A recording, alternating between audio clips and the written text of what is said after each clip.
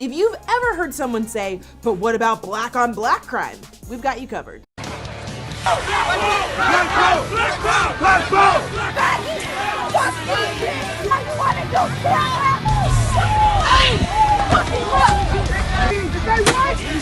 Man, no white person come down Sherman. Hey, look! white boys! Hey, white, get their ass! Hey, they beating up every white person! They ain't trying to hear nothing. Hello, Wisconsin! Yep, it's car fire. So, if you've been living under a rock these past couple of days, or you don't live in the States, you may have seen or heard another riot that just took place in Milwaukee, Wisconsin. Ferguson, Baltimore, Dallas, Baton Rouge, and now we can add Milwaukee to the list of riots that Black Lives Matter has under their belt. Yet again, we see another town being torn apart and burnt to the ground. Now, with the incident of Milwaukee, a 23-year-old black man was killed in a shooting as he was fleeing from a traffic stop, while armed with a stolen gun. The officer, who I feel like I have to say was black because skin color is the only thing that Black Lives Matter cares about, was a 24-year-old male who had worked in the police department for 6 years and an officer for 3. So the officer wasn't a rookie. Smith, who's been identified as the armed victim, is said to have had a lengthy arrest record. But no one will tell you this. They'll tell you that he was a good kid and that he did nothing wrong and that he was well respected within his community. Same with all the other thugs that Black Lives Matter riot for. They will tell you that Black Lives Matter isn't a hateful group, unlike those mean, racist white people that all they do is target black men for no apparent reason. Because, you know, we're still living in the 1960s, right? Until it ruins the narrative that the cop was black. Normally, I'd like to think that doesn't matter. I know it does. I also know that there's been a lot of work on social media trying to identify him so that there are a number of people here who want to do that officer harm. He happens to be African American, and he has several years of experience and is a very active officer, and we are concerned for his safety. This is Chief Ed Flynn, who last year was interviewed for a black-related homicide. And when news reporters nitpicked him on his apparent disinterest in the questions being asked, this was his response.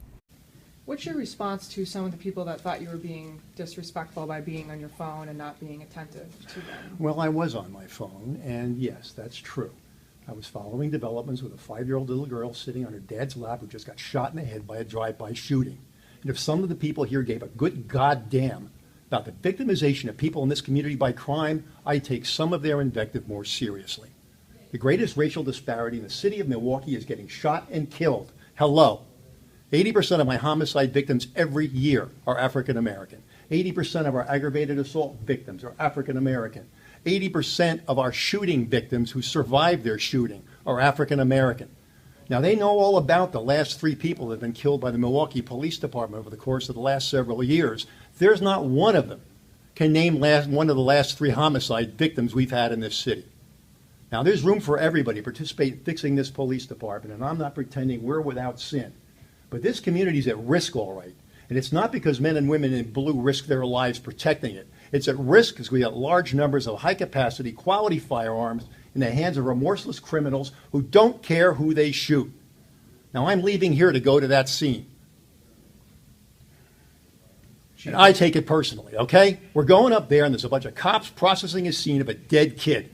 And they're the ones that are going to be out there patrolling and stopping suspects that may have guns under the front seat. They're the ones that are going to take the risks of their lives to try to clean this thing up. All right? We're responsible for the things we get wrong, and we take action. We've arrested cops, we've fired cops, and so on. But the fact is that the people out here, some of them, who had the most to say, are absolutely MIA when it comes to the true threats facing this community, and it gets a little tiresome. And when you start getting yelled at for reading the updates of the kid that got shot, yeah, you take it personal, okay? Now, no offense, but I'm going up there now. I might have some of my own issues with the way police handle situations today, but Black Lives Matter has stated multiple times how much they actively hate and belittle the police force. All the while, Black Lives Matter tells us that they're not a terrorist group, as they actively support the people that burn down gas stations, raid beauty salons, banks, and actively hunt down white people. Hey, they beating up every white person. They jumping every white person. Man, no white person come down Sherman. He white. Beat his shit. bitch! That's what it's for! Boy, doesn't that sound like an extremely progressive narrative to bring people together? You know what? I wouldn't be shocked if anyone who was part of Black Lives Matter in the beginning left because of this crazy ideology.